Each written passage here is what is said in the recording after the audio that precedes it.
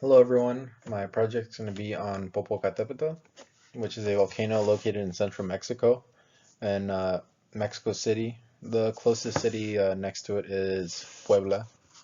It is a stratovolcano and it's the second largest in North America. The city I mentioned, Puebla, is 25 miles east of the volcano, and the physical features is that it's 400 by 600 meters wide and 250 to 450 meters deep, with a height of 5,426 meters tall. This volcano has been active for 23,000 years and located in the central part of the Trans-Mexican Volcano Belt, um, which is a volcanic arc related to the oceanic Cocos and Rivera plates beneath the North American plate. Popo, which is short for Popocatepetl, I know it can be a wordful, is formed along the subducting zones where oceanic crust is getting pulled into the earth. And here we have the Mexican national belt. And here, right in the center, is Popocatepetl.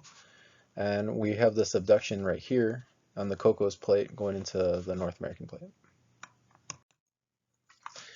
Popocatepetl has had 15 eruptions since the arrival of the Spanish. And most of the eruptions in the past 600 years were mild, with ash columns rising a few kilometers above the summit. There really hasn't been much to worry about as of today. Most of the eruptions are mild. Of course, there are warnings for the citizens just in case. The last largest eruption occurred in 800 AD, and after 70 years of silence, seismic activity renewed the volcano. The one that really came into national news was the 1997 eruption. There are plenty of good videos on YouTube. Sure, of course, I can't show it right now. It's going to take too long, but highly recommend you check those out. Senapred, Mexico's National Center of Prevention of Disasters, reported each day from January 3rd to 9th that there has been signs of this year, of course, that there has been signs of volcanic activity and possibly an eruption, and which in February 6th there was. It generated a plume and ash and it rose to 2 kilometers above the summit. This was a yellow phase, phase 2, so it just kept the citizens alarmed and prepared for what would happen. The effects of Popocatépetl, there has been many catastrophes, only 5 people killed since 1996.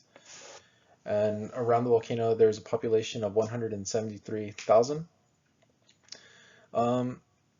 As I mentioned, there's not many catastrophes surrounding this volcano, but the effects are that there are trees that are not really growing because of the ash covering them, but this is only around the area, which isn't much to deal with.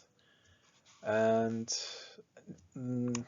here we have pictures of the caution levels for citizens just to take in. Phase 1 and Phase 2 are just warning signs, and Phase 3 is letting the citizens know that it's time to leave and get ready for what's to come. Here we have an example from 2013 eruption with ash falling all over Mexico City.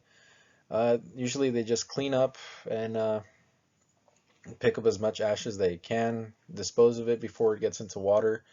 They mask up, and it's a pretty tranquil life.